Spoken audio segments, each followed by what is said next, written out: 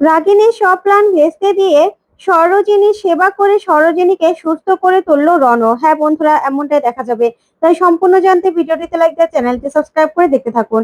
গল্পের শুরুতে দেখা যাবে সরোজকে যে অ্যাটাক করেছিল তাকে ধরার জন্য সরোজ উঠতে চায়। তখন ডক্টর নার্সরা সবাই সরোজকে আটকানোর চেষ্টা করে আর বলে, প্লিজ আপনি উঠবেন না, আপনার শরীরের অবস্থা ভালো নয়। কিন্তু সরোজিনী কারো কথাই শোনে না। তারপরে নামতে গিয়ে নিচে পড়ে যায়।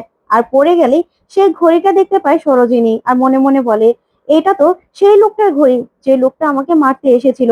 না না, আমাকে এই ঘড়িটা নিজের কাছে রাখতেই হবে। এই বলে ঘড়িটা হাতে নিয়ে সঙ্গে সঙ্গে নিজের পকেটে রেখে দেয়। তারপরে দেখা যাবে সেখানে রনও চলে আসে আর এসে বলে, এ কি সরোজিনী, আপনি দাঁড়িয়েছেন কেন, উঠেছেন কেন? তখন সরোজিনী বলে, কে আমাকে অ্যাটাক করেছিল ধরেছেন?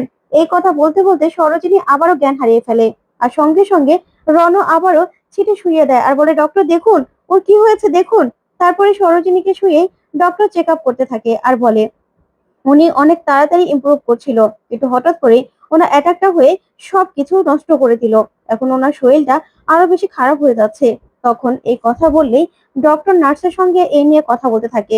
তখনই রণ মনে পড়ে যায় সেই বিনুর কথা, যে রিপোর্টার দিদিকে আপনি একটু সামনে রাখবেন, ওনার উপর আবারও অ্যাটাক হতে পারে। তখন এই কথাগুলো ভেবে রণ বলে, না না, তার মানে সরোজিনীর উপর আবার অ্যাটাক হতে পারে। যে এই কাজটা করেছে সে বারবার করার চেষ্টা করবে। সরোজিনীকে এমন একটা জায়গায় রাখতে হবে যেই জায়গায় 24 ঘন্টা সরোজিনী আমার চোখের সামনে থাকবে। সরোজিনীর আমি কিচ্ছু হতে দেবো না, কিচ্ছু না। তখন এই বলে রণ ডক্টরকে ডাকে। তখন ডক্টর বলে, বলুন।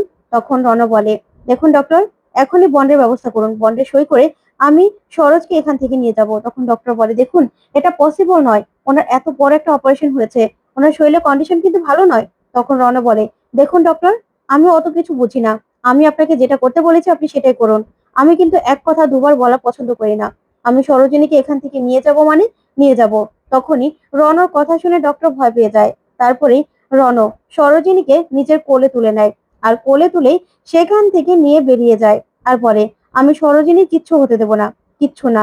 তখন তো সরোজিনীর কোনো জ্ঞান নেই। ওইদিকে দেখা যাবে রাগিনী ডানাকে বলে, ডানা, তোমার এত বড় সাহস, তুমি কি না আমার মান সম্মানের কথা না ভেবে, তুমি কারো মান সম্মানের কথা না ভেবে তুমি সবার সামনে ওই 2 টাকার ছেলেটাকে এভাবে সবার সামনে, ছি ছি ছি ছি, আমার লজ্জায় না মাথা কাটা গেছে।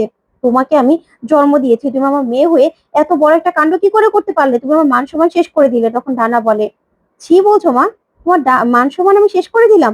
আমি তো কিছু করিনি, কিছুই করিনি আমি।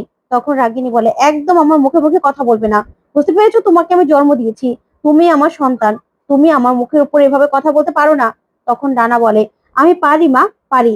এই যে বললে যে তুমি আমার মা, তুমি নাকি আমাকে জন্ম দিয়েছো, আমি নাকি তার জন্য তোমার মুখ ছোট করেছি, তুমি আমার জন্য লজ্জায় মুখ দেখাতে পারছো না?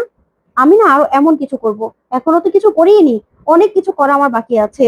এখন এমন কিছু করব যাতে তোমার লজ্জা আরো মাথা হেট হয়ে যাক হেট। তখন এই বলে প্রচন্ড রেগে যায় ডানা আর বলে, আমি না চাই তোমার সোসাইটিতে যেন মুখ দেখাতে না পারো তুমি। এই কথা বললেই রাগিনী রেগে ডানাকে মারতে যায়। তখন এই ডানা রাগিনীর হাত ধরে ফেলে আর বলে, শোনো মা, তুমি ভেবো না যে তুমি আমাকে মারবে আর আমি দাঁড়িয়ে দাঁড়িয়ে মার খাবো, কোনোভাবেই না। তুমি ভুলে যেও না, এই যে একটু আগে বললে তুমি আমার মা আমি তোমার মেয়ে, তাই আমাকে মারার ভুলটা তুমি করো না তুমি। ঠিক তখনই সেখানে রতন চলে আসে আর রতন এসে বলে, দিদি। তখন রতনের কাছে এগিয়ে আসে রাগিনী আর বলে, কি ব্যাপার, কি অবস্থা, বল ওই দিকটার কি কি অবস্থা। তখনই রতন কিছু বলতে না চাইলেও ডানা বলে, কি বলো, কম সিরিয়াস না বেশি সিরিয়াস বলো? আর ওই যে একটু আগে মামা আমাকে বললো আমি তার মেয়ে, তাহলে আমার সামনে বলতে লজ্জা কিসের বলো? তারপরে রতন আর রাগিনী সেখান থেকে চলে যায়। তখন রতন নিজের হাত দেখায় আর বলে, রণ আমাকে ধরেই ফেলেছিল, দেখেছো আমার কি অবস্থা করেছে, আর একটু হলে রণর কাছে ধরা পড়ে যেতাম। তখন রাগিনী বলে, সরোজের কি অবস্থা? তখন রাতুল বলে, বেঁচে আছে, ভালো আছে। তখন এই কথা শুনেই রাগিনী বলে, আবার ওই মেয়েটা বেঁচে গেল, ওই মেয়েটা হসপিটালে থাকতেই যা করার করতে হবে, বাড়িতে চলে আসলে কিন্তু আর কিচ্ছু করা যাবে না রাতুল, কিচ্ছু করা যাবে না। ঠিক তখনই ওরা দেখতে পায় রণ সরোজিনীকে কোলে নিয়ে বাড়িতে ঢুকছে। তখন এই কাণ্ড দেখে রাগিনী হা করে তাকিয়ে থাকে আর ডানাও সরোজিনীকে কোলে নিয়ে রণকে ঢুকতে দেখেই অবাক হয়ে যায়, বলে, দা ভাই ভাই, তুই সরোজিনীকে নিয়ে বাড়িতে আসলি কেন? সরোজিনী তো এখনো অসুস্থ, ওর তো এখনো সুস্থ হয়নি, ও ডক্টর না বললো ও তাড়াতাড়ি ইমপ্রুভ করছে, তাহলে বাড়িতে নিয়ে আসলি কেন? তখন রণ বলে, হ্যাঁ, আমি নিজে ওকে ডিসকাস করিয়ে নিয়ে এসেছি। ডক্টর দিতে চায়নি। ওর উপর না আবারও অ্যাটাক হয়েছিল। তাই ওকে নিয়ে এসেছি। তখন এই কাণ্ড দেখে অবাক হয়ে যায় রাগিনী। তারপরে রণ বলে, হ্যাঁ, আমি আমার সামনে সরোজিনীকে রাখতে চাই। ওইদিকে রাগিনী রাতুলকে বলে, এটা কি হলো রাতুল? তখন রাতুল বলে, আমিও তো বুঝতে পারছি না। তখন ডানা বলে, কিন্তু দা ভাই, তুই কেন ওকে নিয়ে এসেছিস? এখন যদি উল্টাপাল্টা কিছু হয়ে যায়? তখন রণ বলে, কিচ্ছু হবে না, কিচ্ছু হবে না। আমি 24 ঘন্টা আমার সামনে রাখতে চাই আমি। তখন ডানা বলে, কেন? আবার কি কিছু হয়েছিল? তখন রণ বলে, হ্যাঁ, হসপিটালে ওর উপর আবার অ্যাটাক হয়েছিল আবার। তাই আমি চাই না ওর কোনো রকম কোনো ক্ষতি হোক। তখনই সেখানে রাগিনী আসে, এসে বলে, কি, ওর উপর আবার অ্যাটাক করেছিল? কারা এরকম অ্যাটাক করছে বেটা? কিছুই তো বুঝতে পারছি না। কে করছে এসব? তখন রণ বলে, জানি না মম, কে করছে। তবে তাদেরকে আমি ছাড়বো না তাদেরকে আমি। আর আমি জানি হসপিটালে থাকলে আবারও অ্যাটাক করতে পারে। তাই আমি বাড়িতে নিয়ে এসেছি। আমি জানি বাড়িতে তারা কিচ্ছু করতে পারবে না, কিচ্ছু না।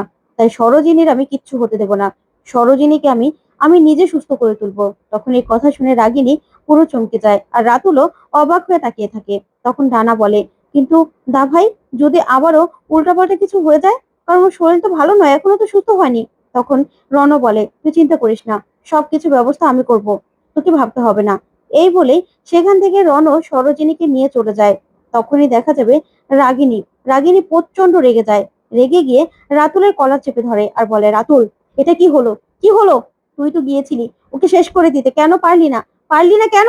এখন তো রণ ওকে বাড়িতে নিয়ে এসেছে, এখন তো কিচ্ছু করা সম্ভব নয়। তখন রাতুল বলে, তোমার কি মনে হয় আমি চেষ্টা করিনি? আমি তো চেষ্টা করেছিলাম। তখন যদি সরোজিনীর জ্ঞান ফিরে না আসতো, আর যদি রণ আমাকে ধরে না ফেলতো, তাহলে তোকে শেষ করে দিয়েছিলাম। তখন রাগিনী বলে, একদম চুপ, একদম চুপ, কোনো কথা বলবি না। তোর উপর থেকে না আমার সব ভরসা শেষ হয়ে যাচ্ছে, সব ভরসা শেষ। এবার তোকে কিছু করতে হবে না, যা করার আমি করব, এবার। আমি না বুঝতে পারছি না যে ওই ময়ূক সেনকে নিয়ে ওর এত কিসের মাথা ব্যথা। ও এত বছর পরে ময়ূক সেনের কেসটা কেন কবর থেকে খুঁড়ে আনতে চাইছে? সেটা জানতে পারলে আমার জন্য আরো বেশি ভালো হতো, সহজ হতো ব্যাপারটা। কিন্তু কেন যে ও এসব করছে সেটাই তো বুঝতে পারছি না। এবার যা করার আমি করব, আমাকেই করতে হবে। কিন্তু এবার আর আমি সরোজিনীকে কিছুতেই ছাড়বো না, কিছুতেই না। আমাকে সবকিছু জানতেই হবে। কিন্তু রণ ওকে যেভাবে আগলে রাখছে, এবার রণকে আমি টপকে কি করে ওর কাছে যাব?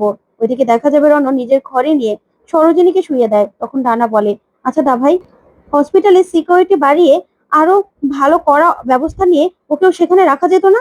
তখন রণ বলে, না, রাখা যেত না। এখানে ও আমার চোখের সামনে থাকবে, ভালো থাকবে। তখন ডানা বলে, কিন্তু ও যদি ইমার্জেন্সি হয়ে যায়, কোনো এদিক ওদিক হয়ে যায়, তখন তখন কি হবে দা ভাই? তখন রণ বলে, তোকে এ নিয়ে ভাবতে হবে না, সবকিছু ব্যবস্থা আমি করে নেব। তখন ডানা বলে, ঠিক আছে, আমি না আছি এখানে, আমাকে যদি তোর লাগে, আর আমি সবাইকে না হয় ডেকে নেই, ওর সেবা যত আমরাই করতে পারবো। তখন রণ বলে, না, তোদের কাউকে কিছু করতে হবে না, যা করার আমি করে নিতে পারবো। তুই যা, তুই যা, গিয়ে ঘুমিয়ে পড়। তখন ডানা অনেক বোঝানোর চেষ্টা করে, কিন্তু রণ ওকে বের করে দেয়। বের করে দিয়ে দরজাটা লাগিয়ে দেয়। তখনই বারবার করে রণর নাম নিতে থাকে সরোজ। তখনই রণ সরোজের মাথায় হাত দিয়ে দেখে টেম্পারেচার অনেক বেড়ে গেছে, আর বলে, কি ব্যাপার, এতক্ষণ তো টেম্পারেচার এত বাড়তি ছিল না, হঠাৎ করে এরকম গা গরম হয়ে গেল কেন? তাহলে কি জ্বর চলে আসলো? ওইদিকে ডানা মনে মনে বলে, কি করব আমি? দাবাই তো সরোজের কাছে আমাকে থাকতেও দিল না। আমাকে যদি দরকার পড়ে, দাবাই মাঝে মাঝে এত রেগে যায় না যে কিছুই বলা যায় না। সরোজকে এভাবে হুট করে হসপিটাল থেকে নিয়ে আসলো, এখন যদি কিছু হয়? তখনই ডানার নিচে কারো ছায়া দেখতে পায়, আর বলে, এখানে আবার কি আসলো? সরোজিনীর উপর অ্যাটাক করতে কেউ আসেনি তো? না না, আমি আগে দেখবো, তারপরে আমি দাভাইকে খবর দেবো। ওইদিকে রণ হসপিটালে ফোন করে। তখন ডক্টর ফোন রিসিভ করলে রণ সবটা খুলে বলে, আর বলে, ডক্টর আপনি চলে আসুন। তখন ডক্টর বলে, দেখুন, আমি যে ওষুধগুলো দিয়েছি, আপনি সেই ওষুধগুলো খাইয়ে দিন। সমস্যা নেই, অপারেশনের পরে অনেক রোগীরই এরকম টেম্পারেচার বেড়ে যায়, আপনি চিন্তা করবেন না। আপনাকে তো বললাম যেখান থেকে নেওয়ার দরকার নেই, আপনি তো তাড়াহুড়ো করে নিয়ে গেলেন। তখনই রণ বলে, আপনি চিন্তা করবেন না, আমি বাড়িটাকে হসপিটাল বানিয়ে ফেলবো। তো বন্ধুরা, কেমন লাগলো আজকের